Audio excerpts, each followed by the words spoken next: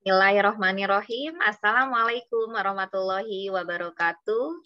Waalaikumsalam. Waalaikumsalam warahmatullahi wabarakatuh. Selamat malam, salam sejahtera untuk kita semua. Alhamdulillah, malam hari ini kita bertemu kembali pembahasan UP. Malam hari ini kita akan ditemani oleh Pak Ilmi. Alhamdulillah ya, semoga teman-teman semua di sini diberikan kesehatan, yang sakit juga semoga secepatnya disembuhkan, karena tenaga kita, pikiran kita sedang dalam proses dipakai, digunakan. Sebelum kita belajar, sebaiknya kita berdoa terlebih dahulu. Mudah-mudahan ilmu yang kita dapatkan ini dapat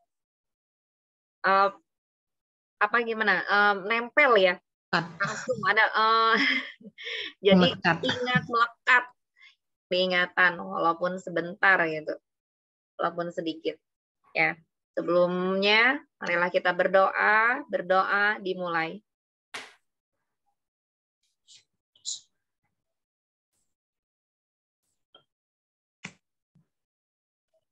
Berdoa dicukupkan. Ya, silakan Pak Ilmi. Malam hari ini kita akan membahas soal yang berkaitan dengan materi apa ya Pak Ilmi? Materi penilaian dan bahasa Indonesia, Bu. Iya. Ya. Silakan Pak Ilmi. Ya, terima kasih atas waktu yang diberikan. Assalamualaikum warahmatullahi wabarakatuh. Waalaikumsalam warahmatullahi wabarakatuh. Selamat malam Bapak Ibu semuanya. Mudah-mudahan Bapak Ibu semuanya diberikan kemudahan, kesehatan, dan juga kelancaran dalam segala aktivitasnya. Dan tentunya mudah-mudahan tetap semangat sampai nanti akhir daripada PG dan juga ujian. Pasti berlalu Bapak Ibu ya. Jadi kemarin membayangkan 3 bulan itu gimana rasanya ya, tapi pasti berlalu besok ya, dan itu akan menjadi kenangan yang indah ya. Jadi Bapak Ibu kalau menjumpai dosen ataupun siapapun yang tidak disukai itu tidak boleh dirasani ya. Ini nanti peserta didik kita juga seperti itu nanti. Bu guru itu loh kalau ngajarnya tidak enak itu gitu ya. Jadi tidak boleh Bapak Ibu. Punya karakter sendiri-sendiri, biarlah kita simpan dalam hati jadi kenangan kita gitu ya. Sepakat ya Ibu ya. Karena kita sama-sama guru, dosen juga guru ya. Oke, baik Bapak Ibu. Pada malam hari ini sebenarnya sudah pernah saya berikan, tapi di sini akan saya bahas lebih tuntas lagi. Yang pernah ikut saya ini sudah saya berikan ya, karena ini kan ada yang baru, ada yang lanjutan. Nah, tapi di sini banyak tambahan yang saya berikan nanti ya. Jadi begini Bapak Ibu, ketika kita melakukan penilaian itu di akhir atau di awal atau di tengah ya kira-kira? Pertanyaan saya sebelum saya membahas. Di akhir, Pak. Di akhir. Awal, akhir, dan tengah, Pak. Ya. Oh, ada yang. Gimana kira-kira? Di akhir saja, di awal, akhir, dan tengah, ataukah di tengah saja? Awal, akhir, dan tengah. Bapak-bapak. Awal ada di apresiasi. Awal ada, proses, akhir, penilaian, evaluasi. Proses, akhir. Awal akhir ya. Awal tengah akhir, Pak. Awal tengah akhir luar biasa. Proses. Awal Proses tengah sama akhir ya. Jadi begini Bapak Ibu, penilaian itu sebenarnya tidak hanya di akhir saja ya. Jadi penilaian itu tidak hanya di akhir saja. Ada di awal, di proses, dan di akhir ya, setelah ya. Jadi kalau di awal itu namanya assessment.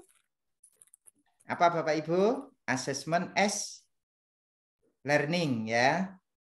Jadi assessment as learning. Kemudian yang diproses di tengah-tengah itu assessment for Formatif. learning. Formatif. Assessment for learning. Kemudian yang di akhir ya itu adalah assessment of learning ya. Jadi as learning, Kakak tolong nyalain lampu pada of learning ya. Tolong sayang. Oke, baik. Jadi penilaian pembelajaran merupakan salah satu bagian penting dalam penyelenggaraan pendidikan yang bertujuan untuk mengetahui seberapa besar kompetensi yang telah dicapai peserta didik. Jadi kan di situ ada KD Bapak Ibu ya, kompetensi dasar ya. Itu kan harus dikuasai KD itu lah. Supaya bisa dikuasai itu bagaimana caranya? Ya harus melalui penilaian kan begitu ya. Penilaian baru diketahui, setelah itu baru dievaluasi. Nah, sebelum dilakukan penilaian, apa yang terlebih dahulu dilakukan Bapak Ibu? Sebelum melakukan penilaian itu apa yang terlebih dahulu dilakukan? Evaluasi. Evaluasi itu setelah penilaian, baru ada evaluasi. Proses pembelajaran ya Pak? Jadi sebelumnya itu harus ada pengukuran. Inilah. Penilaian dalam pembelajaran dilakukan setelah melakukan pengukuran. Jadi awalnya diukur dulu. Dilakukan pengukuran apa? KD-KD-nya itu diukur. Dilakukan pengukuran, kompetensi-kompetensinya itu. Yang mau dinilai itu apa gitu loh. Dilakukan pengukuran dulu. Baru setelah itu dilaksanakan penilaian. Setelah dilaksanakan penilaian ada hasilnya baru diketahui. Maka dilakukan evaluasi. Evaluasi di situ itu apakah diperbaiki ataukah ditingkatkan. Kalau diperbaiki berarti remedial ya. Kemudian kalau sudah bagus berarti ditingkatkan namanya pengayaan. Sudah pernah melakukan ini semua? Sudah ya? Saya yakin sudah, tapi biasanya yang dinilai hanya pengetahuannya saja. Jujur ya. Jadi sikapnya enggak pernah ada. Enggak pernah buat ya. Observasi, lembar observasi pernah ada Bapak Ibu? Kecuali pas PPG ini mungkin ya, pas PPG baru buat ya. Sebelumnya paling ya tes tulis itu aja yang dilaksanakan ya. Iya betul. Keterampilannya juga enggak dinilai kadang-kadang. Nah ini. Nah baik kita lanjut. Jadi penilaian itu di awal, di tengah, di akhir ya. Jadi sebelum melakukan penilaian harus ada pengukuran kompetensi yang akan dinilai. Kemudian melakukan penilaian, setelah dilakukan penilaian baru evaluasi. Ya, oke. Prinsip-prinsip penilaian apa saja? Penilaian itu harus objektif ya. Semuanya sudah tahu ya. Jadi berbasis pada standar. Bukan berbasis pada orangnya, pada siswanya, tapi ini berbasis pada standarnya ya. Terpadu itu artinya ya sudah terencana, menyatu ya. Holistik itu mencakup semua aspek. Jadi penilaian di situ itu ada penilaian sikap, pengetahuan, keterampilan ya. Ekonomis artinya efisien dan efektif ya. Transparan, tidak boleh ada yang dirugikan, tidak boleh ada yang ditutup-tutupi, harus transparan penilaian itu ya. Valid ya. Valid di sini itu mampu mengukur kompetensi hasil belajar. Kemudian beracuan kriteria, jadi didasarkan pada ukuran pencapaian kompetensi. Akuntabel, dapat dipertanggungjawabkan. Edukatif, mendidik dan memotivasi. Ini adalah prinsip-prinsip penilaian ya, prinsip-prinsip penilaian. Kemudian karakteristik atau teknik penilaian, belajar tuntas, artinya harus tuntas ya. Penilaiannya itu di situ harus tuntas, yaitu mencapai KKM ya, Bapak Ibu ya. Jadi kan ada KKM-nya masing-masing itu ya, harus tuntas. Kemudian otentik. Otentik di sini artinya apa? Halo, otentik artinya apa Bapak Ibu? Ada yang tahu otentik itu apa? Nyata ya. Nyata. Jadi artinya dapat diukur. Ya, jadi dapat diukur. Kemudian penilaian itu harus berkesinambungan. Berkesinambungan itu jadi antara sikap, pengetahuan, keterampilan itu berkesinambungan, dinilai terus gitu loh. Jangan hanya ada ketika PPG saja dinilai, ketika enggak PPG enggak ada nilai. Jadi nanti terakhir gitu keterampilannya dikarang sendiri, sikapnya dikarang sendiri gitu ya. Jadi usahakan ada Bapak Ibu ya. Ya sebisa mungkinlah kita jadi guru yang profesional ya, begitu ya.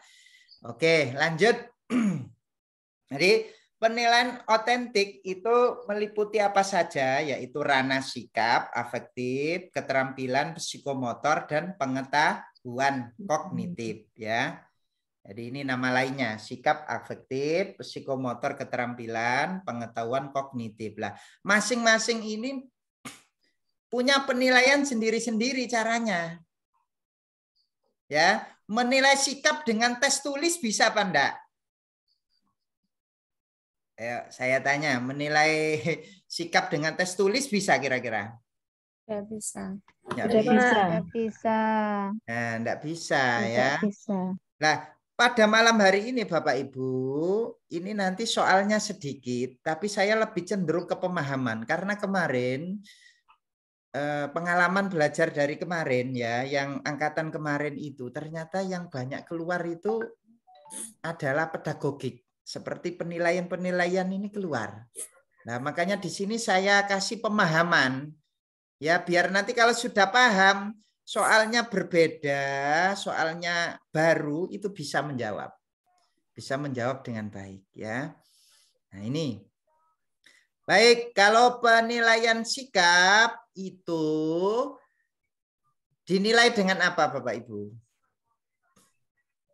Kita menilainya dengan apa? Observasi, kemudian wawancara. Observasi itu pengamatan ya.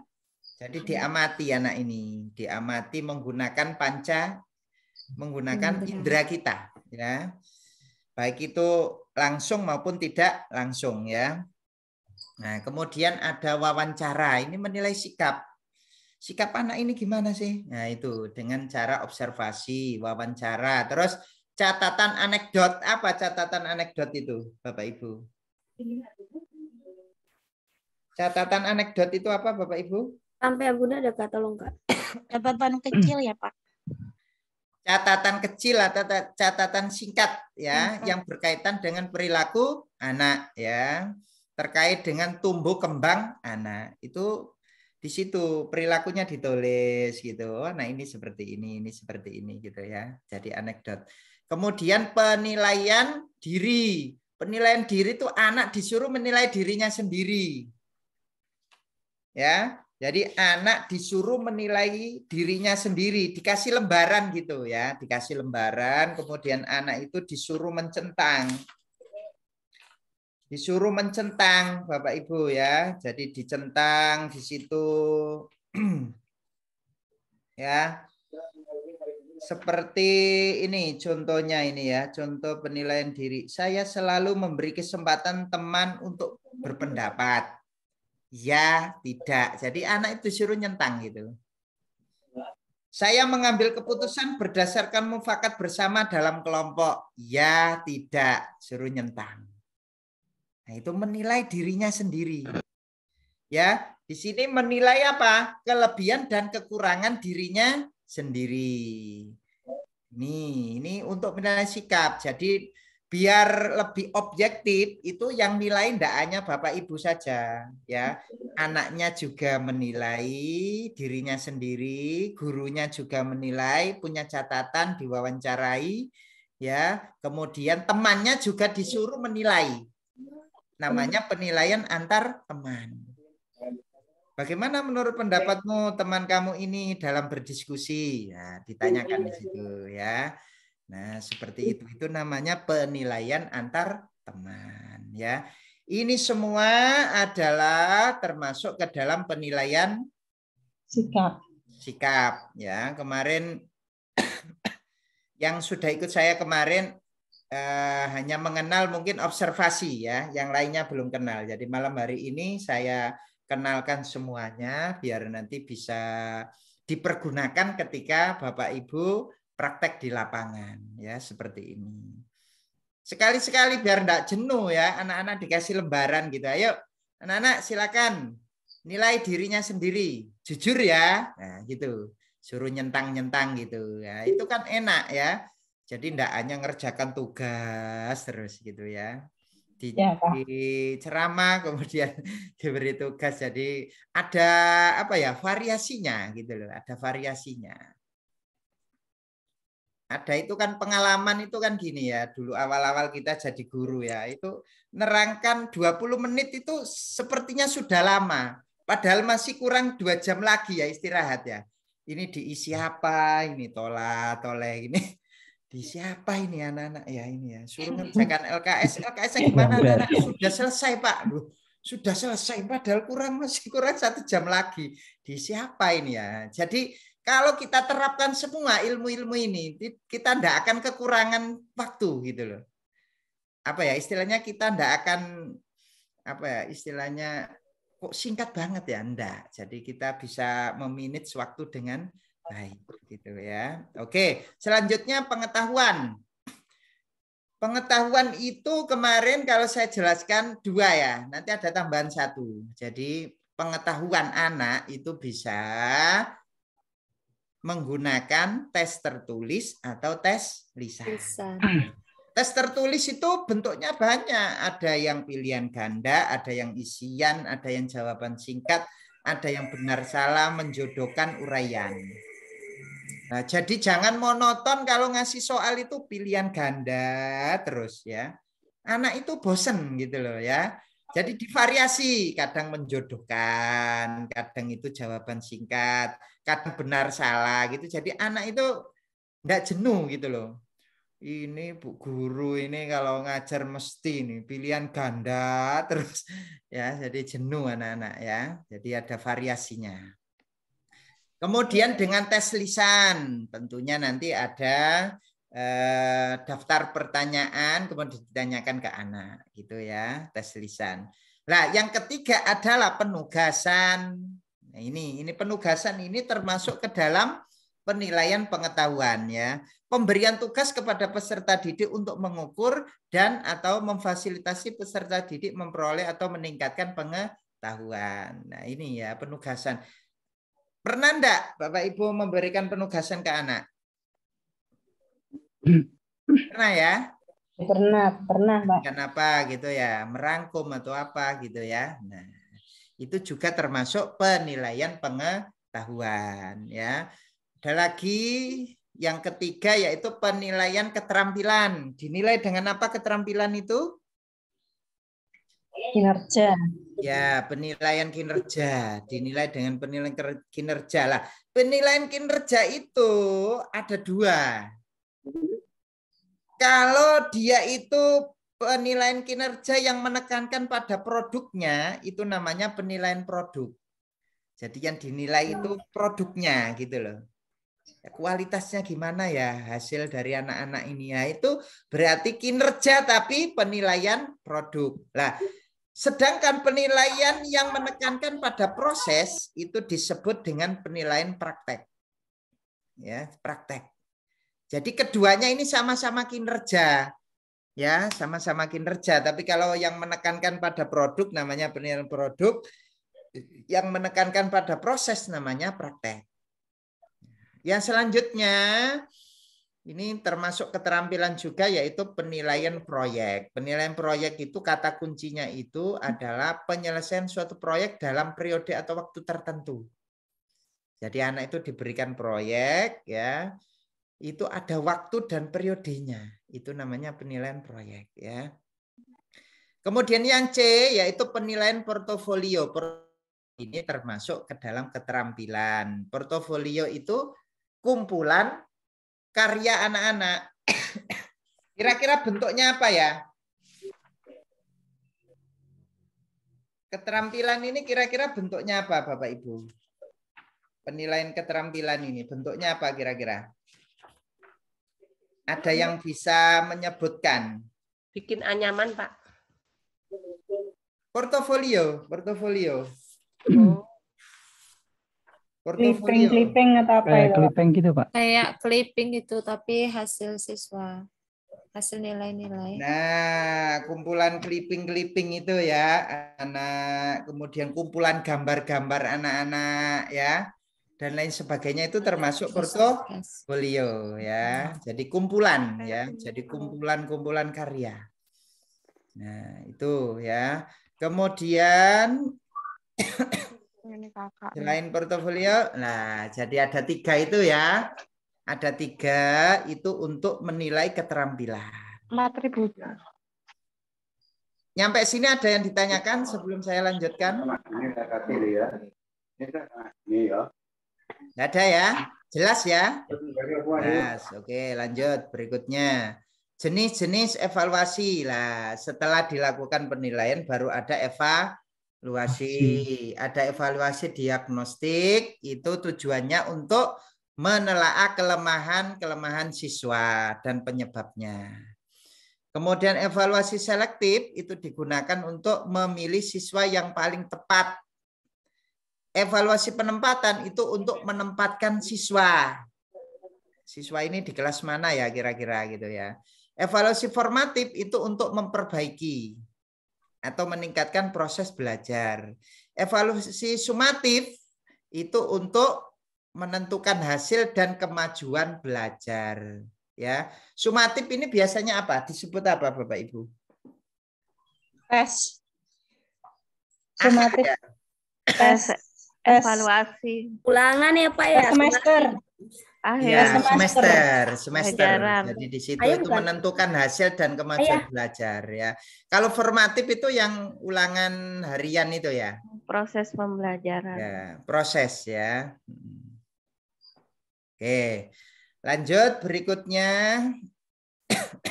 Kita masuk ke soal. Ayo, salah satu ada yang baca, silakan. Saya baca ya Pak. Ya, silakan. Seorang guru ingin mengetahui sikap atau reaksi siswa terhadap peristiwa tsunami di Aceh yang diputar dari VCD. Cara penilaian yang paling tepat untuk mengukur reaksi atau emosi anak adalah dengan pengamatan langsung, wawancara, angket, kuesioner, atau tes tulis. Apa ini? Ya, Pak. Bentar, ini termasuk ranah apa ini? Sekarang gini mengetahui sikap reaksi terhadap tsunami di Aceh yang diputar dari Sikap. Ranah sikap ya, masuk sikap. ranah sikap. Ranah sikap tadi dinilai dengan apa? Observasi. Wawancara. Pengamatan. Wawancara, observasi, kemudian, angket. Nanti wawancara ya? Wawancara, Pak, jawabannya B. Wawancara. Pengamatan langsung, Pak. Pengamatan. Kalau pengen lihat reaksi anak-anak itu gimana kira-kira ya, Bapak Ibu? Diamati. Apa diwawancarai gitu?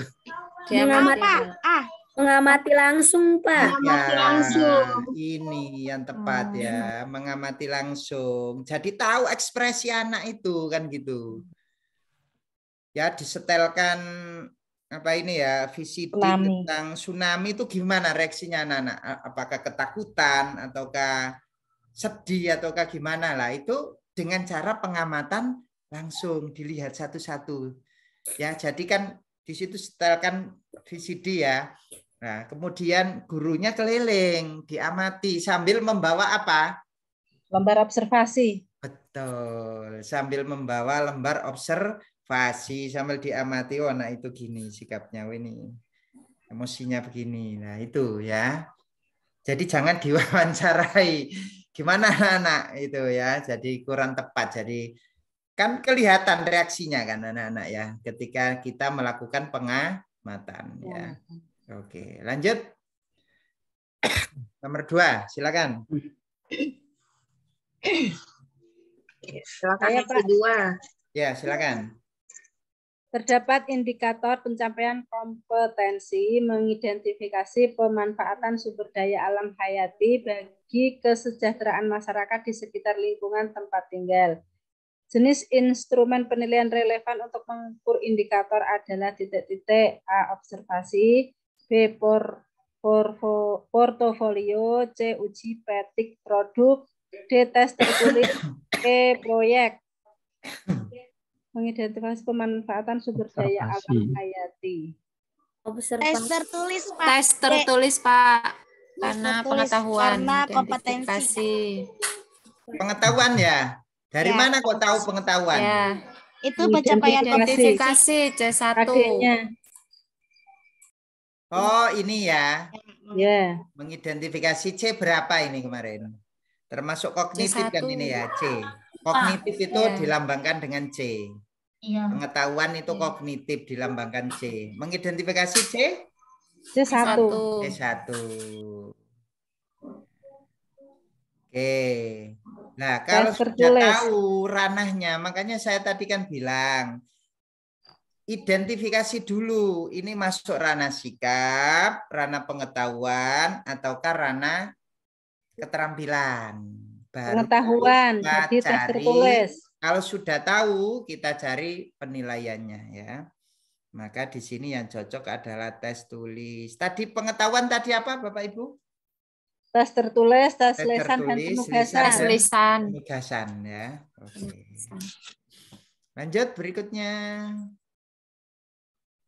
Nomor 3, silakan. Saya Pak. Ya, silakan. Pada RPP tertulis indikator peserta didik mampu memperkenalkan diri sendiri dan orang lain. Bentuk penilaian yang paling tepat adalah titik A. Penilaian portofolio, B. Penilaian proyek, pengalaman, D. Penilaian kinerja, E. Tes lisan. Ranah apa ini Bu? Ini masuk ranah apa ini?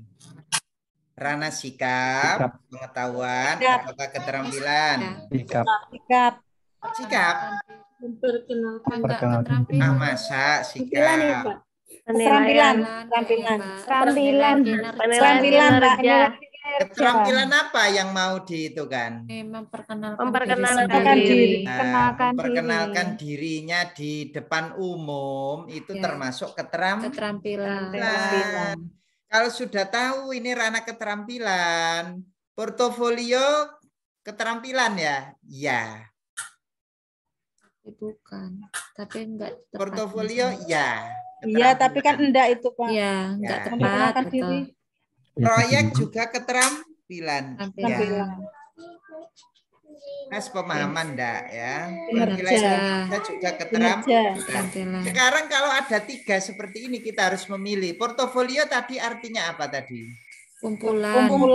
Beberapa karya anak. Apakah di sini kumpulan karya? Tidak ya? Tidak. Ya. Maka dia gugur ya. Proyek tidak menghasilkan. Penilaian proyek apakah ada rentang waktunya? Tidak. Ya, gugur juga. Berarti penilaian Kinerja.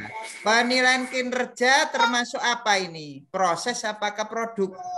Proses. Yang Praktek dinilai ya. adalah proses anak itu Prakteknya. memperkenalkan Diri. ya. Jadi yang dinilai adalah proses anak tersebut, siswa tersebut itu memperkenalkan diri. Maka di sini namanya penilaian kinerja. Ya roti banyak tuh ya di situ ya. Oke, Gitu ya, lanjut Pak, ya. berikutnya yang nomor 4, silakan. Kamu habis main bola ya? Nomor 4, silakan. Iya, Pak. Ya, Ibu Masyito. Seorang guru hendak menilai kelebihan dan kelemahan siswa dalam menghargai perbedaan di kelasnya. Untuk menilai hal tersebut, instrumen yang dapat digunakan guru adalah A. Lembar observasi, B. Skala sikap, C. Lembar penilaian diri, D. Lembar penilaian antar teman. Di sini kelebihan dan kelemahan siswa. Skala sikap apa ya? Penilaian diri. Penilaian diri. Penilaian diri Antar teman ya? Antar teman. antar teman apa teman. diri, kelebihan dan kelemahan. dalam menghargai Diri perbedaan. juga bisa, teman juga bisa. Iya, ini bisa penilaian diri, bisa teman ya. Tapi yang cocok yang mana kira-kira ya? Coba dipilih. Gini nih, yang sulit gini nih ya. Dalam menghargai perbedaan di kelas. Ya.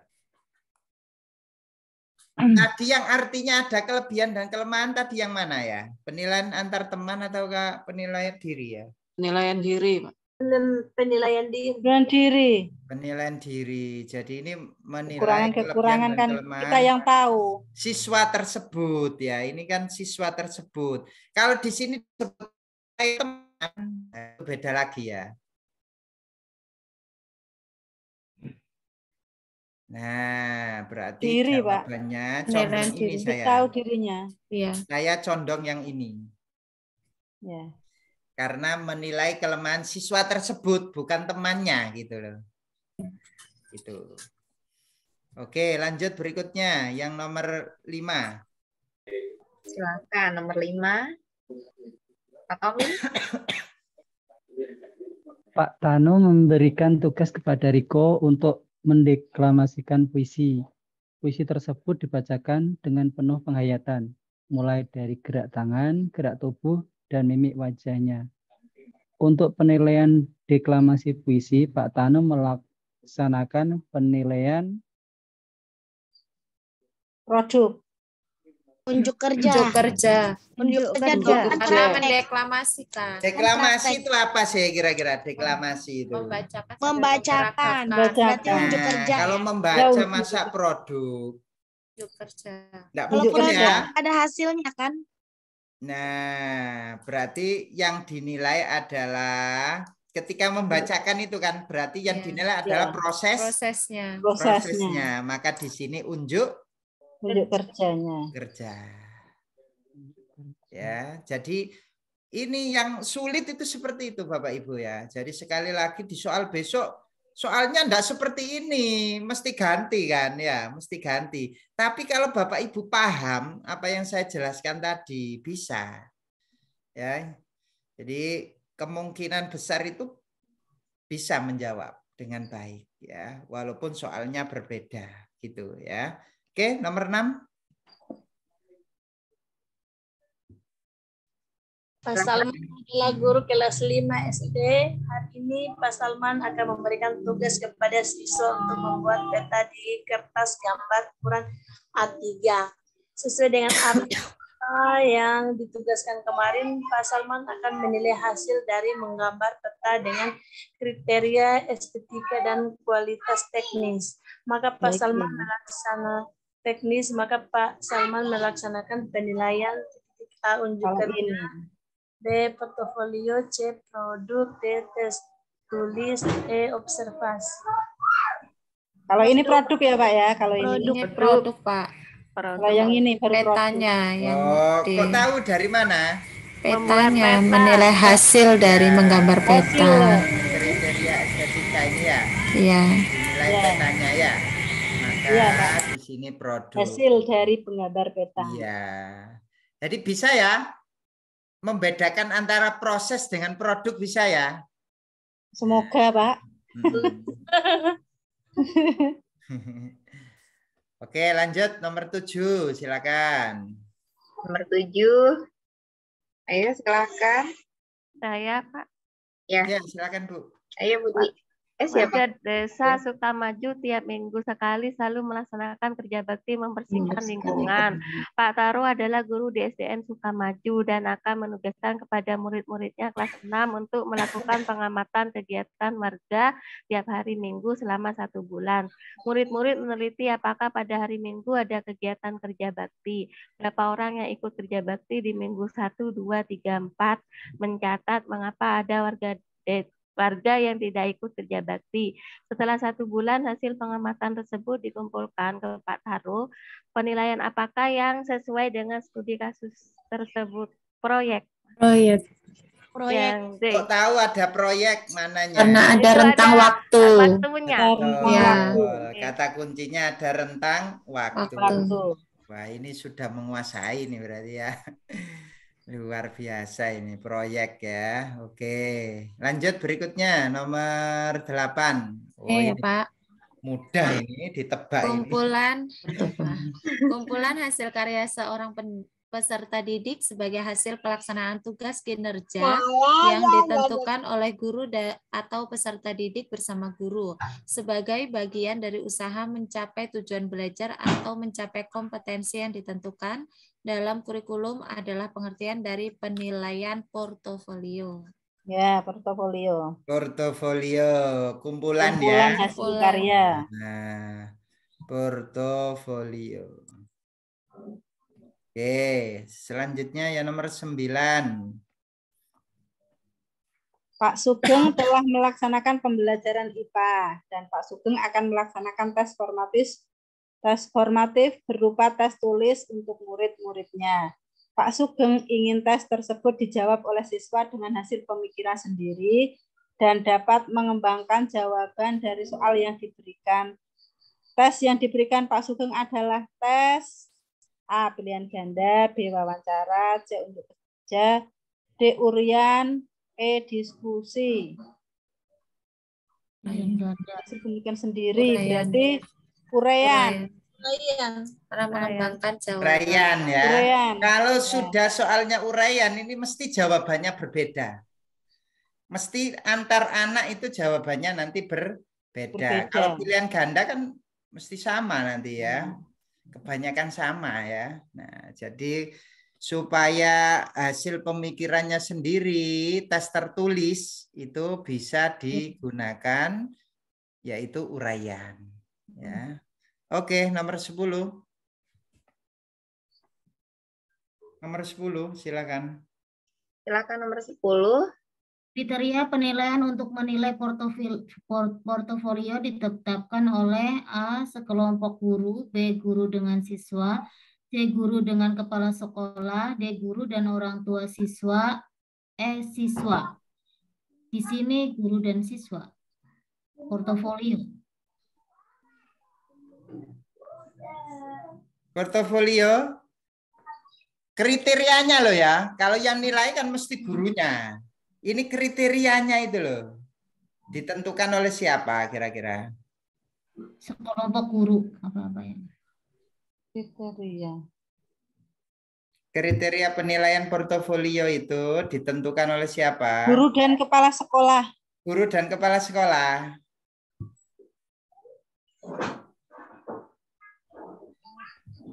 Yang ini ya, jadi guru dengan siswa. Jadi kan kriterianya kan dihitungkan ke anak kan. Ini nak ya, nanti kriterianya seperti ini gimana kira-kira? Nah, gitu. Jadi didiskusikan dengan siswanya. Ya, seperti itu. Baik, ini penilaian. Saya anggap penilaian ini tuntas. Penilaian ini ada di kisi-kisi ya. Jadi saya anggap penilaian sudah jelas, runtut, tuntas ya.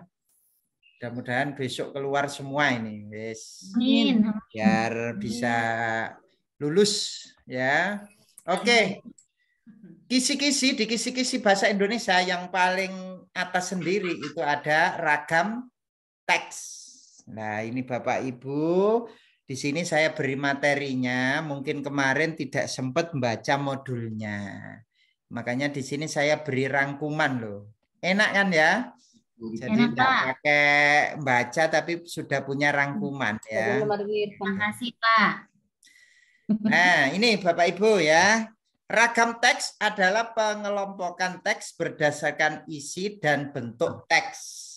Nah, berdasarkan isi dan bentuk teks. Nah, macam-macam atau jenis teks yang terdiri atas, nah ini jenis-jenis teks. 1 ada teks faktual, 2 ada teks cerita, 3 ada teks tanggapan, dan 4 ada teks normatif. Ini jenis-jenis teks ya. Macam-macam atau jenis-jenis teks. Ada teks faktual, ada teks cerita, ada teks tanggapan, dan ada teks normatif. Nah, kita gali satu persatu ya. Teks faktual itu berisi kejadian nyata, ya itu namanya faktual, berisi kejadian nyata. Lah, teks faktual ini ada 2 jenis. Ya, jadi genre daripada teks faktual itu yang pertama adalah deskripsi, teks deskripsi, ini bagian dari teks faktual ya, dan teks prosedur. Namanya saja deskripsi, berarti menggambarkan suatu objek. Kalau menggambarkan suatu objek namanya deskripsi. Ya, menggambarkan suatu objek itu namanya deskripsi. Saya contohkan itu kan buah jeruk misal ya, kita deskripsikan jeruk berwarna kira-kira apa Ibu? Jeruk berwarna kuning, ada yang hijau ya. Nah, kemudian bentuknya bulat. Nah, itu namanya deskripsi. Jadi menggambarkan. Nah, itu. Seperti itu. Kemudian genre yang kedua dari teks faktual itu adalah teks prosedur atau arahan. Namanya saja prosedur. Berarti apa Bapak Ibu? Langkah-langkah. Teks yang bertujuan untuk mengarahkan atau mengajarkan tentang langkah-langkah. Nah, itu prosedur. Langkah-langkah. Jadi di situ dijelaskan cara membuat tempe itu gimana. Ada langkah-langkahnya, itu namanya prosedur. Ya, teks prosedur seperti itu. Jadi besok itu ada gini loh. Di soal itu ya, atasnya itu ada teks. Terus disuruh nebak, ini namanya teks apa begitu. Jadi kasih teks di atas, kemudian disuruh nebak Bapak Ibu ini termasuk teks apa begitu. Nah, harus bisa jawab ya. Nah, teks faktual ada 2 tadi ya, deskripsi sama prosedur. Sekarang lanjut berikutnya yaitu teks tanggapan. Apa kira-kira teks tanggapan itu? Kata kuncinya apa? Teks tanggapan itu kira-kira? Kritik, komentar. Ya, berisi ucapan, kritik, komentar, dan sebagainya. Itu namanya teks tanggapan. Jadi kalau di soal itu, di teks itu ada kritik, komentar, ya, dan lain sebagainya, maka dia termasuk teks tanggapan. Nah, teks tanggapan itu ada 2. Genrenya ada 2, yaitu ada eksposisi dan ada eksplanasi. Ini yang ngajar kelas tinggi pasti tahu ini. Ya, yang ngajar kelas tinggi pasti tahu. Ada yang ngajar kelas 5-6? Halo? Ada? Ada. Ada ya di pelajarannya ya? Ada ya, di bahasa Indonesia ada, Bapak Ibu ya. Nah, teks eksposisi itu apa? Berisi paparan gagasan atau usulan sesuatu yang bersifat pribadi. Kalau eksplanasi apa biasanya? Proses ya, fenomena alam. Proses terjadinya fenomena alam, fenomena sosial, ilmu pengetahuan dan budaya ini termasuk ke dalam eksplanasi ya. Jadi di situ diceritakan terjadinya pelangi gitu ya. Kan fenomena alam ya di situ, berarti nanti masuknya ke teks eksplanasi. Seperti itu ya. Jadi teks tanggapan ada 2, eksposisi dan eksplanasi. Kemudian yang C, teks cerita. Namanya saja cerita ya, menuturkan bagaimana terjadinya suatu hal atau peristiwa. Ini namanya cerita ya, mengisahkan kejadian. Itu namanya teks cerita. Nah, teks cerita ini ada bermacam-macam. Ada cerita ulang, ya, yaitu teks ini punya tujuan sosial menceritakan kembali. Nah, ini ya, menceritakan kembali peristiwa masa lalu, itu namanya teks cerita ulang. Anekdot itu cerita rekaan ya. Nah, yang tidak harus didasarkan pada kenyataan. Nah, itu namanya anekdot. Kemudian yang selanjutnya yang ketiga adalah exemplum. Punya tujuan sosial juga, yaitu menilai perilaku atau karakter. Itu namanya exemplum. Ya, exemplum. Oke, lanjut berikutnya yang D, yaitu naratif. Namanya saja naratif. Ya, teks tipe ini sama dengan ketiga teks genre, sama ya, hampir sama. Hampir sama dengan teks cerita tadi, ya. Hampir sama dengan teks cerita tadi ya. Jadi enggak usah kita bahas ya. Lanjut berikutnya yaitu teks normatif. Namanya saja normatif, berarti teksnya itu berisi norma atau ketentuan-ketentuan. Oke. Saya ulang dari awal biar nanti kata kuncinya itu melekat ya. Teks faktual yaitu bersifat nyata. Deskripsi menggambarkan. Prosedur Langkah-langkah. mengarahkan atau mengajarkan langkah-langkah. Tanggapan Ucapan kritik terbagi menjadi 3. Terbagi menjadi 2 apa saja? Eksposisi, eksplanasi. Eksposisi paparan gagasan. Eksplanasi proses terjadinya fenomena alam, sosial, ilmu pengetahuan dan budaya ya. Kemudian teks cerita ya jelas ya, menceritakan sesuatu atau peristiwa ya, mengisahkan kejadian. Cerita ulang menceritakan kembali. Anekdot cerita rekaan. Exemplum menilai karakter atau perilaku ya. Naratif sama dengan tadi, cerita tadi. Teks normatif berisi norma-norma ketentuan. Oke. Sekarang kita beralih ke berikutnya, yaitu satuan bahasa pembentuk teks. Yaitu ada kalimat, ada paragraf ya. Nah, kalimat ini ya adalah satuan gramatikal yang disusun oleh konstituen, dasar, dan intonasi final. Nah, ini ada klausa, ada frase, ada kata. Nah, bisa dilihat ya perbedaannya ya.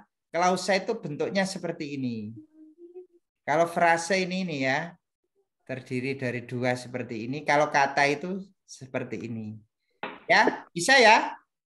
Bisa dilihat perbedaannya ya? Nah, oke. Besok kalau keluar seperti ini, bisa membedakan mana yang klausa, mana yang frase, mana yang kata. Oke, sekarang paragraf. Namanya saja paragraf. Paragraf itu berarti susunan dari beberapa kalimat ya, yang tergabung menjadi satu, diawali dengan apa Bapak Ibu? Biasanya kalau buat paragraf itu loh diawali apa? Diawali dengan alinea ya. Maksudnya kan ada alinianya, kemudian huruf kapital ya depannya ya, seperti itu. Ini namanya paragraf lah. Ciri-ciri paragraf yang baik yaitu kepaduan, kesatuan, kelengkapan, ketepatan. Ini paragraf yang baik, ciri-ciri paragraf yang baik. Nanti ada di soal. Ya, kepaduan, kesatuan, kelengkapan, ketepatan. Kepaduan itu artinya apa? Paragraf mencakup 2 hal, yakni kepaduan isi dan bentuk. Jadi isi dan bentuknya harus padu. Ya, kemudian kesatuan itu adalah bagian karangan yang terdiri dari beberapa kalimat yang berkaitan secara utuh. Jadi kesatuan itu utuh ya. Kelengkapan itu punya gagasan pokok, kalimat utama, kalimat penjelas ya, seperti itu. Ketepatan itu pemilihan katanya. Itu harus tepat ya. Ini ciri-ciri dari paragraf yang baik. Nah, ini jarang sekali keluar, sudah disampaikan tadi di atas tadi ya. Tidak usah kita itu kan. Lanjut berikutnya, kalimat efektif juga sudah tadi ya. Sekarang ke teks fiksi. Teks fiksi itu yang nyata atau yang tidak nyata ya? Teks fiksi itu. Khayalan, karangan. Nah, Tidak benar-benar terjadi. berdasarkan Imajinasi. itu namanya teks fiksi ya, berdasarkan imajinasi lah.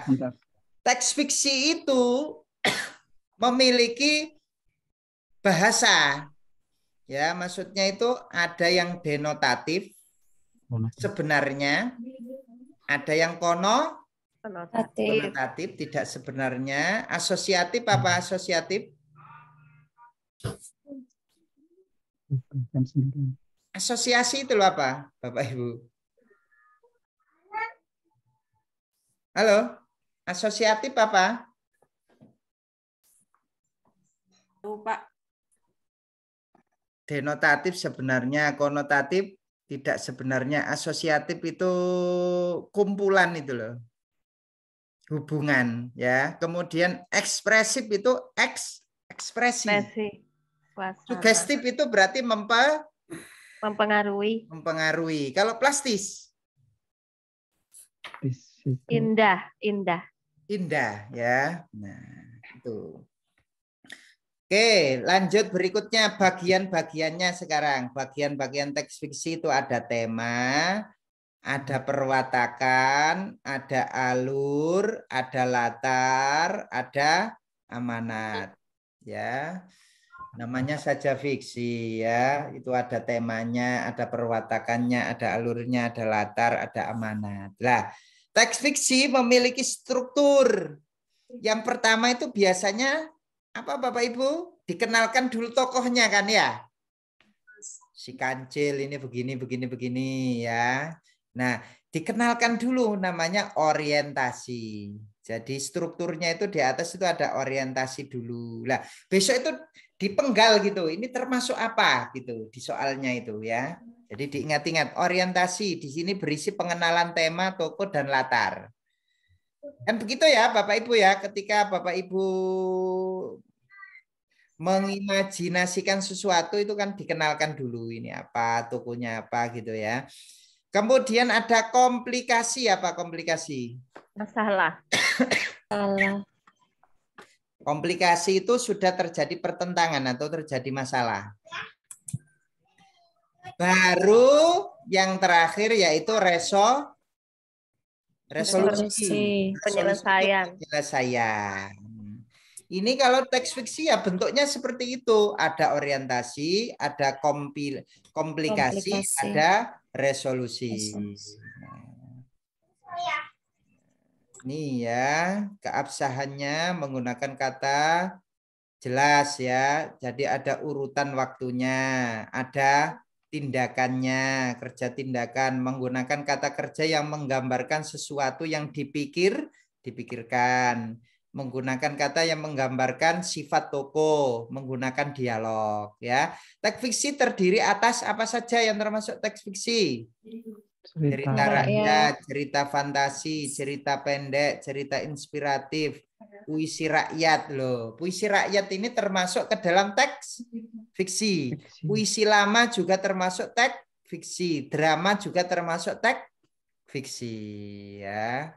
Oke, sekarang kalau yang non fiksi itu berarti berdasarkan fakta atau kenyataan. Nah, ini terdiri dari dua ini non fiksi ke dalam dua jenis. Ada faksi, ada non fiksi. Apa faksi itu?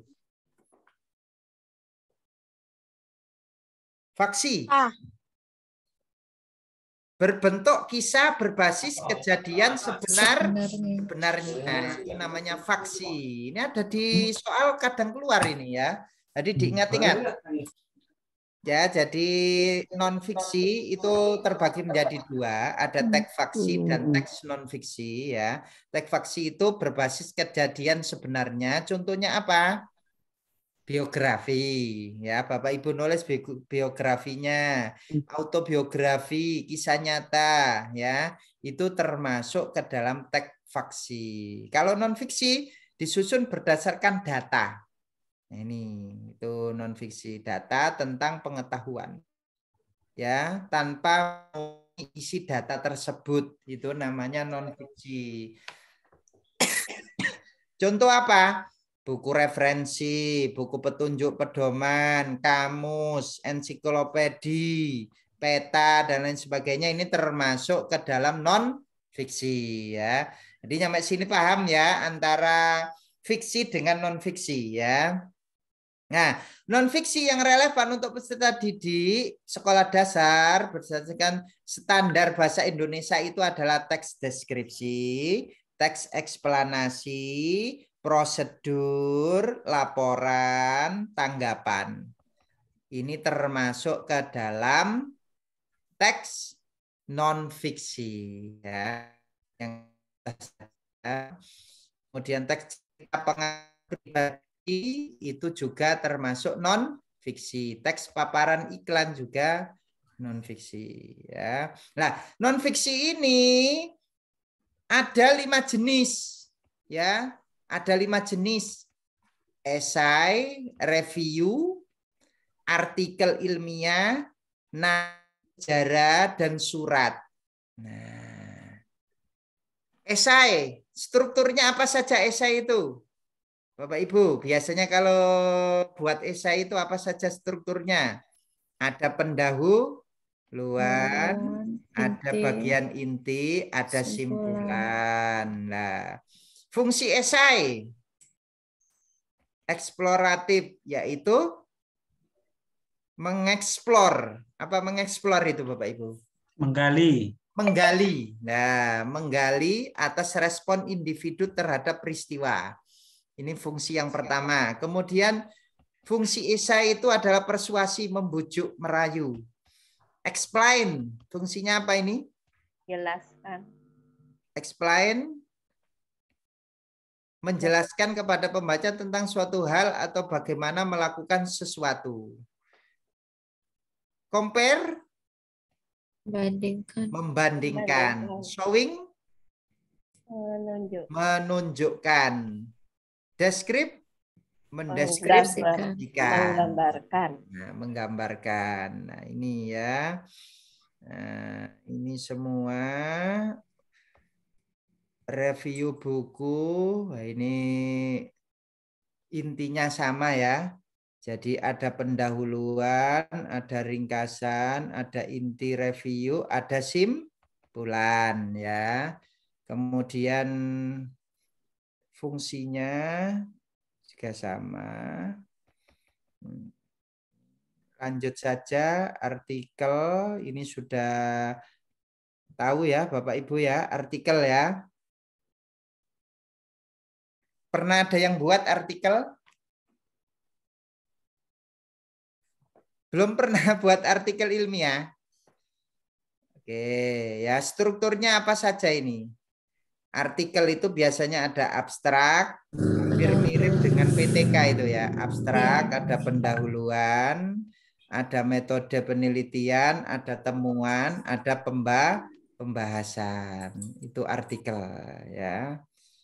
Artikel fungsi pendidikan ini terlalu keluar ya. Jadi enggak saya terangkan detail ya. Oke. Ini untuk yang strukturnya ya. Deskripsi itu ada pernyataan umum, ada uraian-urian bagian. Kemudian kalau arahan itu ada judulnya, ada tujuannya, ada daftar bahannya ya. Teks prosedur tadi loh Bapak Ibu ya. Prosedur tadi kan menjelaskan langkah-langkah lah. Teks prosedur itu ada judulnya, ada tujuannya, ada daftar bahan, ada urutan, tahapan pelaksanaan, ada pengamatan, ada simpulan. Nah, kalau besok teksnya itu ada ini, berarti termasuk prosedur ya. Kalau eksposisi ada judul, terus ada tesis, yaitu pernyataan pendapat, ada argumentasi, ada pernyataan ulang pendapat. Itu termasuk eksposisi.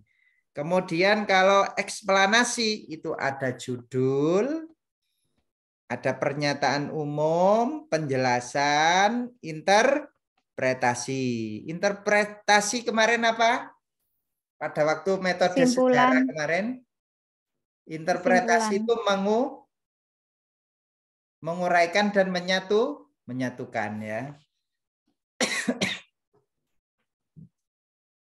Betul Bapak Ibu. Pas waktu saya menjelaskan sejarah kemarin, ada yang ikut metode sejarah? Halo?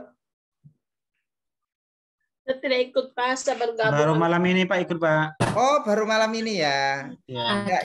Yang ikut saya kemarin ada? Enggak ada? Ada. Oke. Besok kita ulang lagi ya Bapak Ibu ya. Kita ulang lagi yang belum tapi ya tambahannya karena ada yang sudah pernah ikut ya, biar lebih mantap ilmunya ya. Kemudian teks cerita ulang itu ada orientasi. Orientasi tadi apa?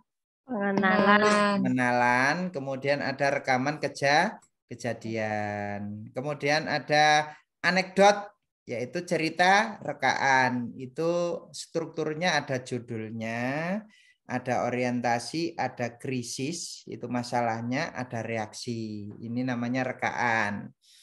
Kalau exemplum itu ada judul, orientasi, kejadian, renungan moralitas ya. Berisi renungan moralitas. Kemudian yang naratif itu ada orientasi, ada komplikasi, ada pemecahan masalah atau resolusi. Oke. Ya, jadi ada berapa Bapak Ibu teks tadi? Ada teks faktual, terus apa lagi? Tanggapan, cerita, dan naratif. Bu Dwi, tadi yang faktual ada dua apa saja? Deskriptif. Deskripsi, prosedur. Dan prosedur atau arahan. Oke, yang teks tanggapan Bu Masito. Eksposisi dan teks eksplanasi. Oke, berarti sudah menguasai ya. Baik, lanjut berikutnya. Nah, ini keluar juga Bapak Ibu, ada kalimat itu ada deklaratif, ada interrogatif, ada imperatif. Bedanya apa ini? Kalau diamati coba lihat bedanya. Saya besarkan sedikit ya. Bedanya apa antara deklaratif, interrogatif, dan imperatif? Tanda titik, tanda tanya, dan tanda seru. Ini tanda titik itu namanya deklaratif. Diakhiri tanda titik ya. Kalau diakhiri tanda tanya namanya interrogatif. Diakhiri dengan tanda seru namanya imperatif. Nah, ini ada alur. Alur cerita terdiri dari beberapa tahapan. Ada orientasi tadi ya, pengenalan, watak, tokoh, situasi, waktu, dan lain sebagainya. Kemudian ada muncul konflik ya. Habis dikenalkan kan baru muncul konflik ya. Muncul konflik pertama kali ya, rising action. Kemudian konflik memuncak atau disebut dengan klimaks. Jadi puncak-puncaknya. Habis itu terus turun ya kan, seperti itu kan ya. Jadi habis itu turun.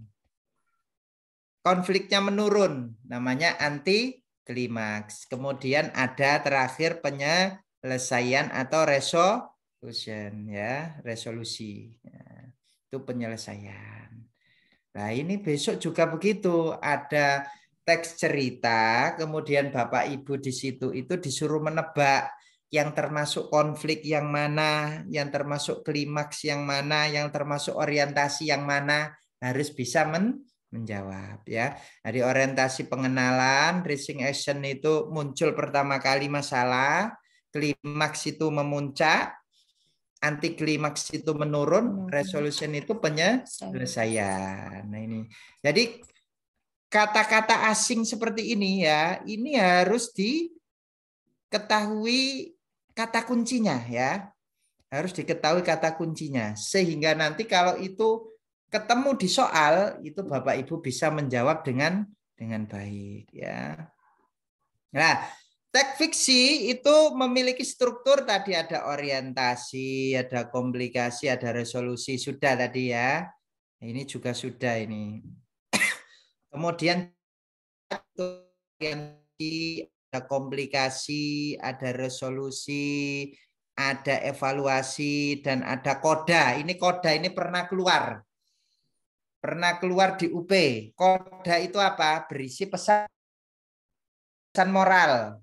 Itu namanya koda, berisi pesan moral ya, berisi pesan moral. Nah, kalau teks sejarah itu apa saja di situ? Ada orientasi, ada urutan peristiwa, dan ada orientasi.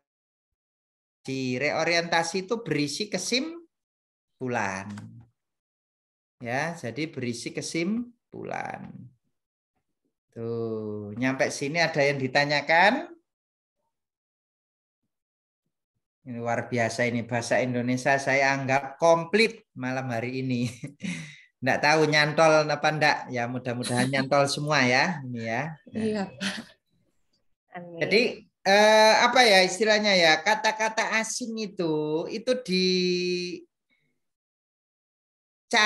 kata kuncinya. Orientasi pengenalan, komplikasi muncul masalah, resolusi penyelesaian, ya koda pesan moral. Kalau enggak tahu terus di ABCDE ini ada ini ya nggak bisa jawab ya. Ini yang mana ini? Akhirnya dikira-kira nanti ya. Jadinya dikira-kira begitu.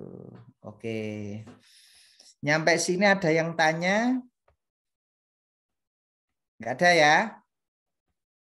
Sepertinya untuk bahasa Indonesia ini pernah saya beri soalnya, tapi enggak apa-apa. Saya coba sih. Tadi terlalu cepat, Pak. Jadi bingung. Oh, terlalu cepat. Yang dari mana, Bu? Yang terlalu cepat. Yang teks tadi loh, Pak. Mulai teks IC juga, Pak. IC. Ya, itu bingung. Oh, ini tak, Bu? Yang strukturnya tak? Fungsi IC, terus IC tadi. Oh, itu tadi enggak saya terangkan karena itu. Yang ini maksudnya tadi. Yang fiksi-fiksi tadi juga cepat, Pak. Oh, fiksi-fiksi tadi cepat. Yang mana? Non-fiksi, mulai non-fiksi. Mulai non-fiksi. Oh, ini. Mulai ini. Ya, ya. Oke, saya ulang lagi ya, biar paham ya. Oke. Jadi, teks non-fiksi itu berdasarkan, kalau fiksi itu berdasarkan imajinasi. Lah, teks non-fiksi itu ada dua jenis. Ada faksi, ada non-fiksi itu sendiri ya. Faksi itu berbasis kejadian sebenarnya. Contohnya apa? Biografi, ya biografi seseorang, autobiografi, kisah nyata, ya itu termasuk ke dalam teks faksi. Kalau yang non fiksi itu berdasarkan data valid, nah itu berdasarkan data. Contohnya apa? Contohnya buku referensi, buku petunjuk, kamus, buku pelajaran itu termasuk non-fiksi. Karena apa? Karena berdasarkan data ketika menulis, ya. Nah, kemudian teks non-fiksi pada mata pelajaran bahasa Indonesia itu terdiri dari apa saja? Ada teks deskriptif. Namanya saja deskriptif, yaitu menggambarkan, ya, mendeskripsikan, menggambarkan. Eksplanasi itu memberi informasi.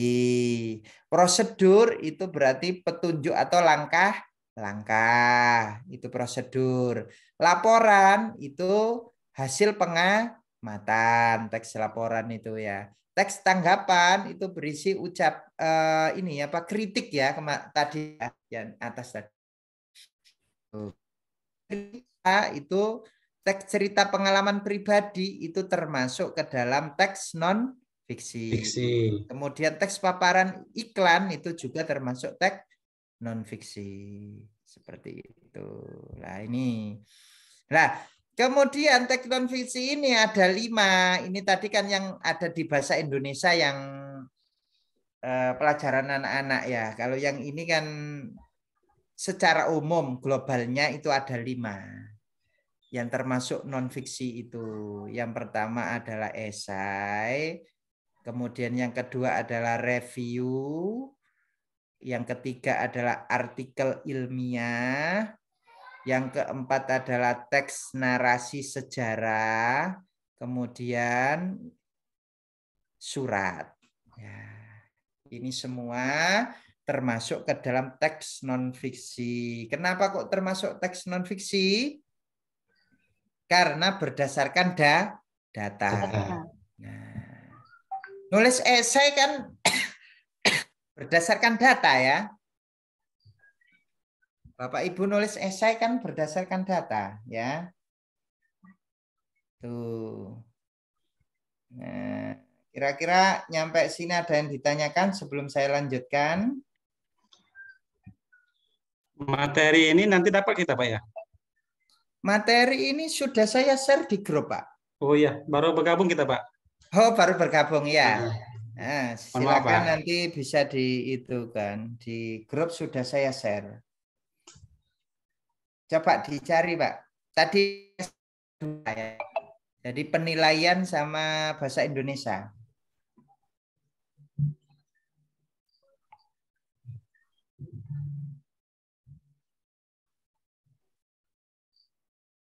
Ada Pak. Ada ya, sudah ada ya di situ ya. Dari awal ada. Lah esai ini apa sih? Esai ini kira-kira esai ini. Esai itu apa Bapak Ibu? Yaitu tulisan yang berdasarkan sudut pandang penulis, itu namanya esai. Esai itu strukturnya itu ada pendahuluan, ada bagian inti, ada simpulan. Jadi disimpulkan sendiri ya. Dikasih pendahuluan, dikasih inti, terus disimpulkan. Itu namanya esai. Esai itu punya fungsi. Fungsi yang pertama adalah eksploratif. Eksploratif itu artinya menggali, ya, menggali peristiwa. Fungsi yang pertama. Kemudian fungsi yang kedua adalah persuasi. Persuasi itu membujuk, merayu, mengajak pembaca untuk meyakini opini yang disampaikan penulis tadi loh. Opini yang disampaikan penulis di esai itu tujuannya apa? Untuk mengajak pembaca tadi ya. Nah, kemudian explain, yaitu menjelaskan, yaitu menjelaskan. Jadi tujuan dari esai itu untuk menjelaskan kepada pembaca.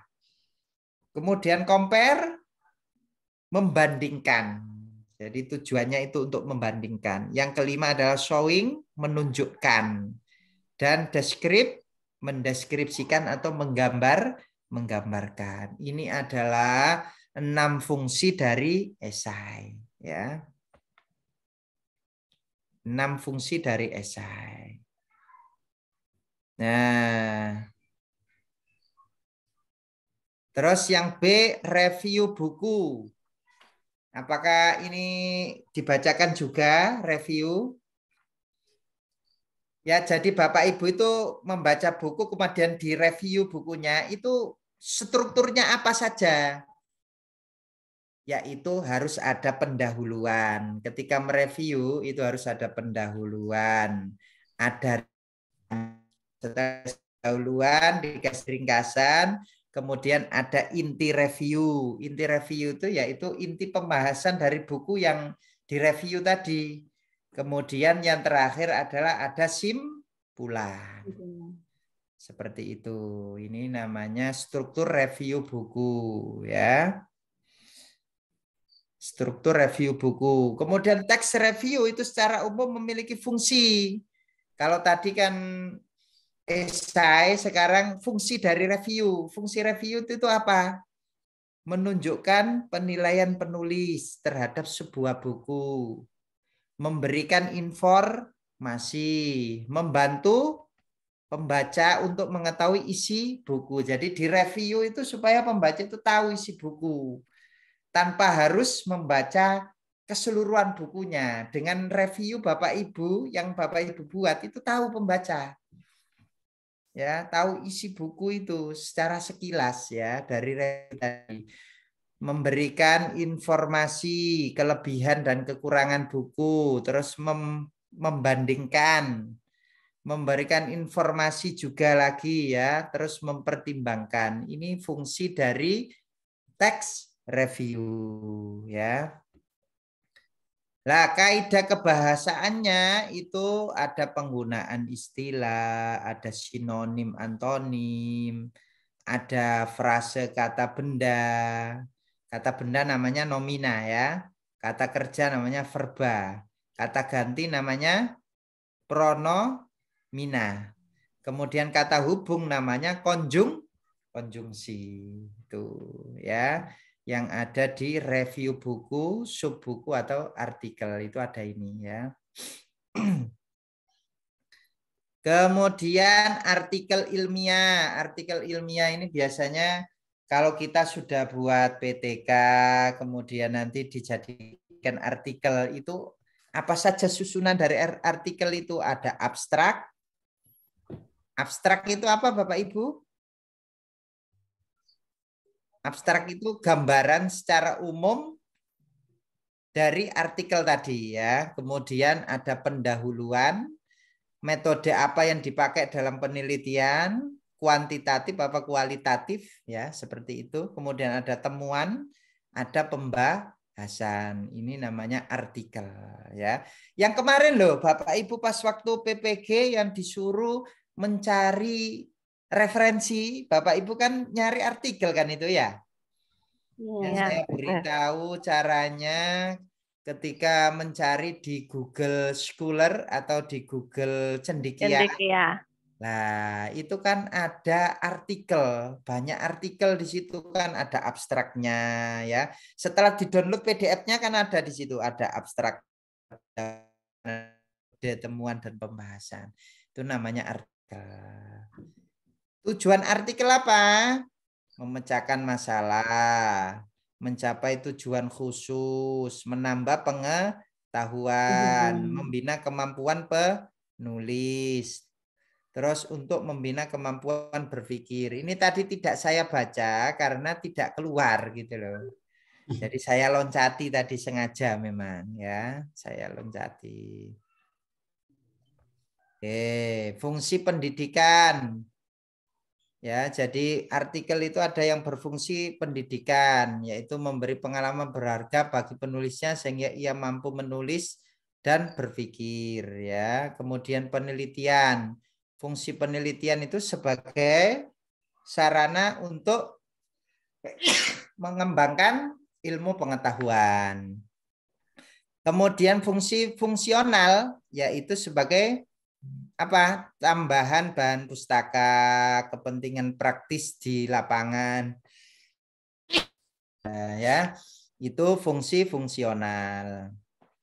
Nah, sifat kebahasaannya apa? Dalam artikel itu ya, taat asas. Jadi ejaannya itu harus baku. Kalau di artikel enggak boleh pakai bahasa enggak baku ya. Di artikel harus baku. Kemudian apalagi Bapak Ibu, istilah yang digunakan harus istilah keilmuan.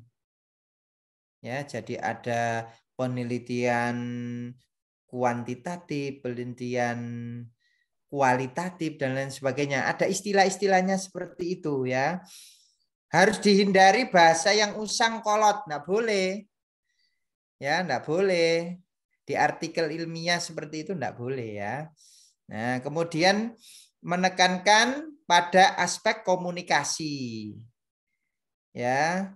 Terus alinea sebaiknya sedang, tidak boleh terlalu pendek, terlalu panjang. Ya. Karena artikel itu kan apa ya, ringkasan daripada PTK tadi kan yang kita buat kan ya. Jadi induknya artikel itu apa? Ini kemarin ada pertanyaan lucu ya, ada pertanyaan lucu. Saya punya artikel, Pak. Loh, punya artikel, induknya mana? Ya, pokoknya buat artikel, Pak. Nah, artikel itu tidak bisa berdiri sendiri ya. Harus ada induknya. Induknya salah satunya adalah PTK. Jadi PTK itu terus dirangkum, lebih ringkas itu jadi artikel gitu loh. Ya, jadi kalau lucu kalau ada artikel enggak ada induknya ya.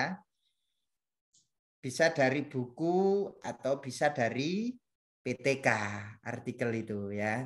Nah, kalau enggak ada induknya itu namanya artikelnya bohongan gitu ya. Jadi artikel itu harus ada induknya. Jadi kalau sudah punya PTK misal ya. Ini kami tanggal berapa besok itu tanggal 12 itu ngadakan ini apa pelatihan PTK lah, itu setelah PTK itu nanti diajari buat artikelnya gitu sehingga nanti bisa dimasukkan ke dalam jurnal gitu ya. Oke, seperti itu Bapak Ibu ya. Oke, ada yang ditanyakan sampai sini? Jelas ya? Oke, jelas. Kita kalau sudah jelas.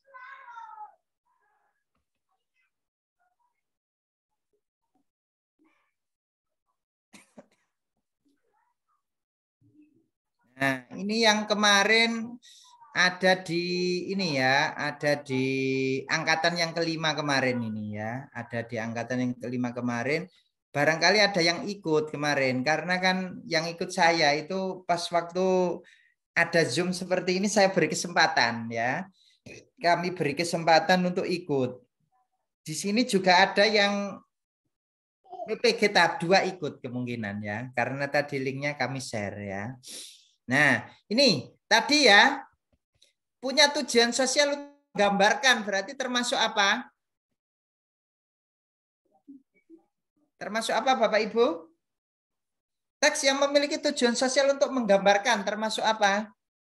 Deskriptif. Deskripsi ya, deskripsi. Kalau dijawab faktual gimana kira-kira? Dijawab faktual juga boleh, tapi kurang tepat ya. Pak, layarnya kok belum berubah, Pak? Duh, layarnya belum berubah. Sekarang bahas soal Bapak. Oh iya. Ya, mohon maaf ya, lupa ini tadi. Makanya kok enggak ada yang jawab ya, karena belum di-share screen ternyata ya. Oke, sudah terlihat ya? Sudah, Pak. Ini kemarin yang di angkatan 5 kemarin ya. Nah, soalnya berbentuk seperti ini ya. Teks yang bertujuan untuk menggambarkan objek secara ini, menggambarkan suatu objek namanya deskripsi. Deskripsi kalau dijawab faktual gimana kira-kira? Boleh. Tidak salah, karena apa? Deskripsi itu bagian dari teks faktual, tapi kurang tepat karena di sini kan lebih spesifik ya. Di soal itu lebih spesifik menggambarkan. Kalau menggambarkan berarti deskripsi ya. Kalau normatif tadi apa Bapak Ibu? Berisi dengan norma-norma atau ketentuan-ketentuan. Kalau prosa? Karangan bebas. Karangan bebas. Cerita tadi ya, menceritakan kejadian ya. Faktual tadi bersifat fakta ya. Oke. Terus tadi saya terangkan paragraf. Paragraf tadi kan ada ciri-cirinya kan ya, paragraf yang baik. Nah, yang ditanyakan di sini ciri salah satunya ada kepaduan. Makna dari kepaduan itu apa Bapak Ibu? Makna dari kepaduan itu adalah keeratan. Jadi padu itu artinya erat. Ya, keeratan antar unsur-unsur paragraf, baik itu antar kalimat utama dengan kalimat penjelas, itu namanya kepaduan. Nah, Oke, lanjut berikutnya. Satuan bahasa ada kata, ada frasa, ada klausa. Tadi sudah saya terangkan ya. Di bawah ini yang termasuk ke dalam kalimat majemuk. Kalimat majemuk. Yang A ya. Yang B itu kalimat apa kira-kira? Yang B termasuk kalimat apa Bapak Ibu? Tunggal. Tunggal ya, betul ya. Dari Bandung juga tunggal. Ya. Kalau yang D ini kenapa kok enggak ini? Dia menangis karena melihat ibunya. Ibu Budi kemudian terbangun itu enggak ini ya, enggak dua itu ya. Itu masih satu itu ya. Satu. Iya. Jadi yang cocok adalah yang A, itu kalimat majemuk. Nah, ciri-ciri kalimat efektif kecuali yang mana? Unsur-unsur kalimat efektif kecuali. Tadi yang enggak ada tadi? Kehematan. Ada tadi ya. Kehematan. Ada kepadana, ada kesatuan, ada adalah keharmonisan. Itu yang tidak ada ya. Masa ada kalimat harmonis ya, kayak rumah tangga saja. Oke, ini ada keterangannya, nanti saya share ya, ada keterangannya ya. Oke, terus tadi ada denotatif, ada konotatif, ada persuasif. Kemudian apa lagi? Ekspresif ya. Nah, ini termasuk apa ini? Raut kecewa ini termasuk ekspresif. Jadi ada seperti ini ya, ada teks seperti ini, Bapak Ibu disuruh nebak. Ini termasuk konotatif, denotatif, ekspresif, asosiatif atau plastis. Nah, jadi denotatif sebenarnya, konotatif bukan makna sebenarnya. Ekspresif itu membayangkan suasana, sugestif itu mempengaruhi, kemudian plastis itu menggugah perasaan. Ini termasuk apa Bapak Ibu? Puisi. Puisi itu fiksi apa non fiksi? Fiksi. Fiksi ya. Fiksi ya. Nah di sini ada puisi, kemudian disuruh menebak makna dari puisi tersebut. Nah, di sini kalau kita baca itu mata ini bukan mata asli maksudnya, bukan asli di situ. Maksudnya apa? Para pemimpin hendaknya membuka mata mengenai permasalahan kemiskinan. Ya, di situ. Nah, terus di sini nah, ini ada esai.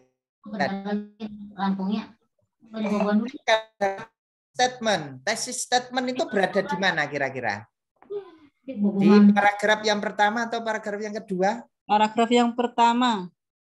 Akhir dari paragraf yang pertama itu tesis statement. Ya, tesis statement. Ini saya jelaskan ya. Jadi tesis statement itu ini. Menekankan mengapa topik tersebut penting untuk diangkat sekaligus memberikan gambaran mengenai apa yang akan dibahas terkait topik tersebut. Dalam kalimat yang disebut tesis statement, lazimnya tesis statement ini muncul di bagian akhir dari sebuah esai. Jadi akhir dari pendahuluan dari sebuah esai. Berarti yang mana? Yang akhir ini kan ya? Nah, yang ketiga. Jadi ada teks seperti ini, Bapak Ibu disuruh nyari tesis statement. Tesis statementnya di mana ya? Tinggal nebak saja. Ini kan pendahuluan ya. Nah, ini paragraf yang pertama kan pendahuluan. Terus di akhir dari pendahuluan itu berarti yang ini, yang ketiga ya. Itu namanya tesis statement ya. Oke, lanjut berikutnya. Nah, puisi ini ya bersinar ke segala arah. Ya, cahaya mentari menyebar. Menyebar di sini artinya apa? Menyebar artinya apa, Bapak Ibu? Bersinar ke segala arah. Bersinar ke segala arah. Baik, lanjut berikutnya. Ini Saya percepat ya biar lebih banyak dapatnya tapi paham ya. Kalau enggak paham tanya saja ya Bapak Ibu ya. Kan tadi materinya sudah saya beri, jadi tinggal ininya saja ya, tinggal soalnya. Ayo, ada yang baca ini silakan, ada yang baca. Ini agak rumit sedikit ini. Ada yang baca silakan. Nggak usah gua dulu, nanti pipis bayarnya Bapak langsung. Ini air ini. Silakan. Silakan, ada yang baca silakan. Saya Pak. Lengkapilah langkah-langkah kegiatan pembelajaran di bawah ini. 1. Peserta didik membaca dalam hati teks prosedur cara membuat anyaman. 2. Peserta didik dan guru bertanya jawab tentang isi teks prosedur terkait alat bahan dan langkah-langkah membuat anyaman. 3. Peserta didik membuat anyaman dengan panduan LKPD. 4. Peserta didik secara berpasangan membandingkan karya anyamannya. 5. Guru mengambil teks prosedur yang telah dibagikan. Langkah-langkah kegiatan yang tepat untuk melengkapi kegiatan pembelajaran di atas adalah A. Peserta didik menentukan langkah-langkah kunci dan menuangkannya dalam grafik organisasi. B. Peserta didik menuliskan kembali langkah-langkah membuat anyaman dengan kalimat sendiri secara runtut. C. Guru memberikan tindak lanjut berupa tugas kelompok untuk membuat anyaman dengan pola yang berbeda dilengkapi dengan langkah-langkah pembuatannya secara runtut. D. Guru meminta peserta didik memberikan pendapat mengenai anyaman. E. Peserta didik menyajikan hasil anyaman disertai dengan penjelasan.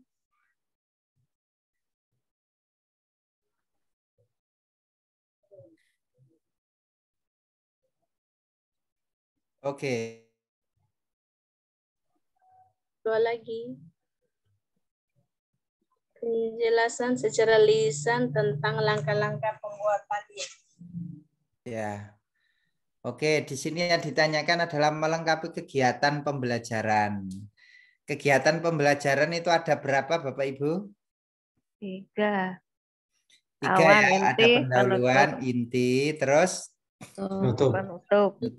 Oke, lah ini kita identifikasi peserta didik membaca dalam hati. Ini bertanya jawab. Ini diproses ya ini ya. Terus membuat anyaman. Ini proses ini ya. Kemudian berpasangan membandingkan karya. Terus guru mengambil teks prosedur yang telah dibagikan. Nah, kira-kira kegiatan selanjutnya apa ya? Berarti kegiatan akhir ya. Ya, ini kan kegiatan inti. Kemudian terakhirnya apa kira-kira? Untuk melengkapi ini terakhirnya.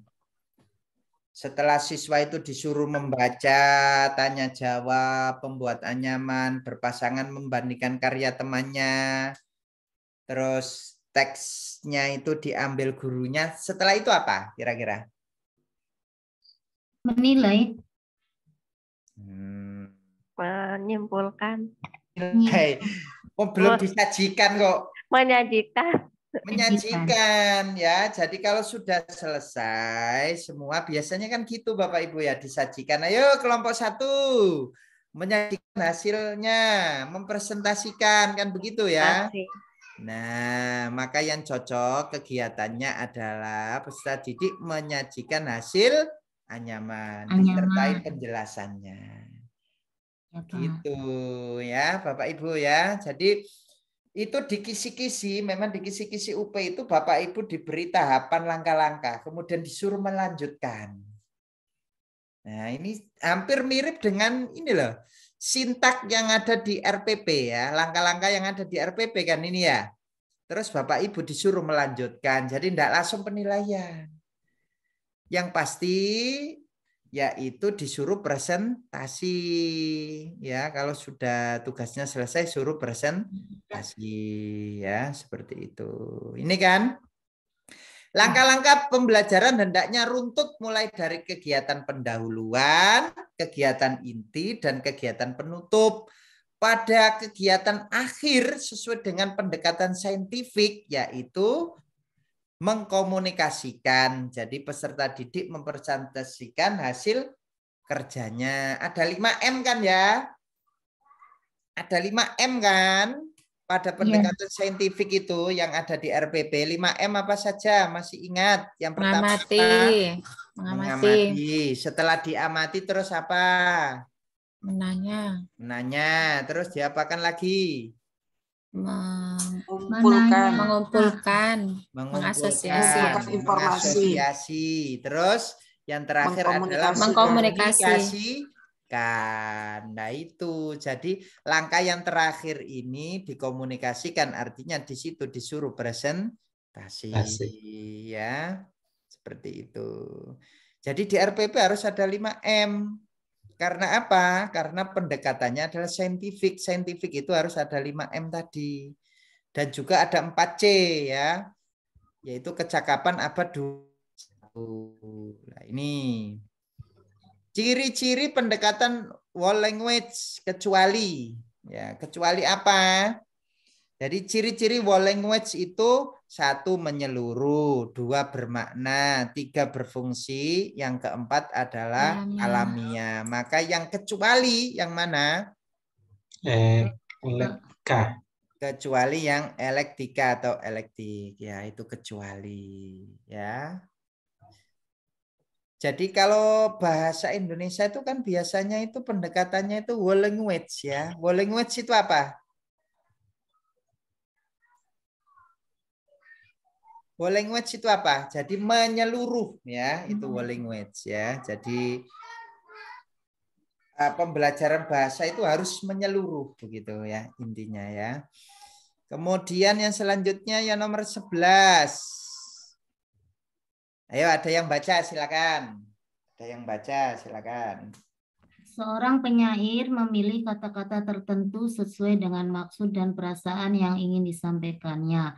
Ketika menulis puisi, fungsi bahasa yang digunakan oleh penyair tersebut adalah titik-titik. Jawabannya fungsi ekspresi.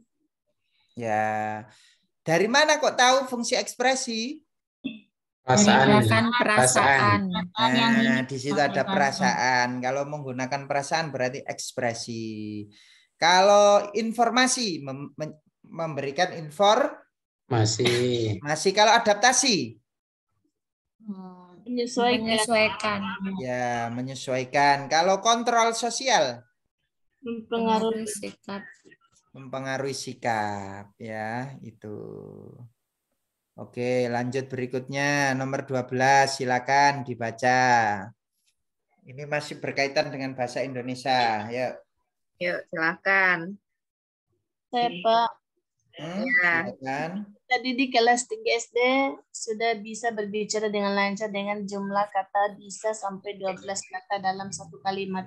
Ani juga sudah dapat memahami penjelasan guru di kelas, sehingga mampu mengikuti pelajaran dengan baik. Hal ini menunjukkan bahwa Ani berada pada fase A, pragmatik, B, semantik, C, sintaksis, D, morfologis, E, fonologis. Kelas 3 itu usia berapa ya? Kelas 3 usia 9, 8, 9, 10. 9, 10 ya? Ya, tadi 7 sampai 11 fase semantik. Nah, jadi ini ada fase-fasenya. Ini termasuk pedagogik ini ya. Bapak Ibu disuruh menebak apakah termasuk fase fonologis ataukah sintaksis ataukah semantik. Fonologis itu ketika anak usia berapa? Fonologis ketika anak usia berapa Bapak Ibu? 0 sampai 2. 0 sampai 2. Maka kalau usianya 0 sampai 2 itu diberikan bunyi-bunyi bahasa di situ ya. Anak itu bermain dengan bunyi-bunyi bahasa, kemudian mulai mengoceh, ya, mengucapkan kata-kata sederhana. Itu berarti anak itu berada dalam fase fonologis. Kemudian kalau 2 sampai 7 tahun itu fase sintaksis. Anak itu menunjukkan kesadaran gramatis berbicara menggunakan kalimat. Jadi sudah ada sudah ada perkembangan. Yang tadinya kata-katanya sederhana, satu kata, dua kata gitu, sekarang sudah dirangkai jadi kalimat ya. Itu 2 sampai 7 tahun sintaksis. Kemudian kalau sudah bisa membedakan simbol dan memahami konsep yang terkandung dalam kata, maka disebut dengan fase semantik, yaitu antara usia 7 sampai 11 tahun ya. Lah, soalnya tadi kan Ani bicaranya sudah lancar dengan jumlah kata sampai 12 kata dalam satu kalimat. Juga dapat memahami loh, ini loh. Dapat memahami penjelasan guru di kelas. Maka dia masuknya bukan sintaksis, tapi sudah masuk kepada semantik ya. Oke, lanjut berikutnya. Ayo, ada yang baca silakan. Ada yang baca silakan. Pak, Pak tidak mengantuk. Silakan. Silakan. Pak tidak mengantuk, Pak. Ya. Sudah mengantuk. Ini luar biasa ya. Sudah pukul berapa Bu itu Bu di sana ya? Jam 11:30, Pak. Oh iya, luar biasa ini. Makanya saya percepat ini tadi kan karena ini ya. Oke. Di sini kalau ada predikatnya dari kata, maka disebut dengan kalimat apa Bapak Ibu? Verbal. Verbal ya. Jadi predikatnya ini kan menulis, bertamu, di kerja, maka dia verbal, kalimat verbal. Oke. Kalau diakhiri dengan tanda tanya ini tadi kalimat apa namanya? Interrogatif. Interrogatif ya, ini diakhiri dengan tanda tanya, ini interrogatif. Kemudian kalau ini kalimat majemuk setara itu konjungsinya itu lalu ya, lalu. Oke. Kemudian ini yang sesuai pola kalimat, yang sesuai dan ini berarti setara ya. Kecuali berarti kecuali yang tidak setara. Kecuali berarti yang mana? Yang D ya. Yang D ini bertingkat. Taunya dari mana Bapak Ibu? Kok bertingkat itu? Taunya antara setara dan bertingkat itu taunya dari mana sih? Hanya Denny yang pasif. Bukan, taunya dari konjungsi. Konjungsi itu kata hubungnya itu loh. Hanya. Kalau kata hubungnya dan itu berarti dan atau itu berarti setara. Setara. Kalau hanya ya itu berarti dia masuk ke bertingkat ya. Kalau lalu masuk apa Bapak Ibu lalu? Setara. Setara Mas Ian ya. Nah, jadi setara itu dan atau lalu ya itu setara. Kalau hanya yang bertingkat hanya Pak ya? Enggak. Banyak ya? Tingkat itu hanya. Terus apa lagi Bapak Ibu? Ada yang tahu? Konjungsi majemuk bertingkat itu meskipun, hanya, walaupun, supaya, agar, karena, sehingga, sebab, ketika. Lah itu berarti dia masuk kalimat majemuk bertingkat. Ya, kalimat majemuk bertingkat. Apa saja tadi? Meskipun, walaupun, supaya, agar, karena, sehingga itu berarti majemuk bertingkat ya. Oke, selain itu berarti termasuk ke dalam majemuk setara. Nah, kalau diakhiri dengan tanda titik termasuk apa?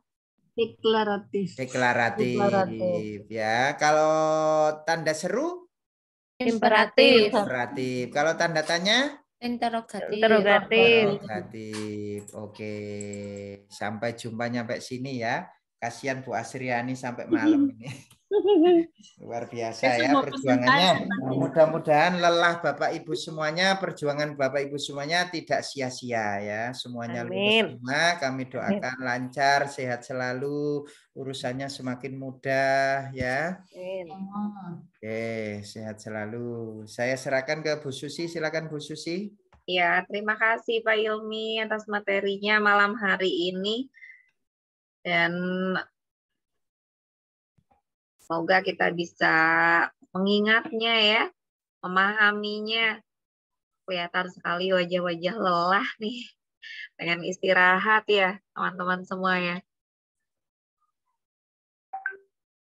Oke. Untuk malam hari ini kita cukupkan saja.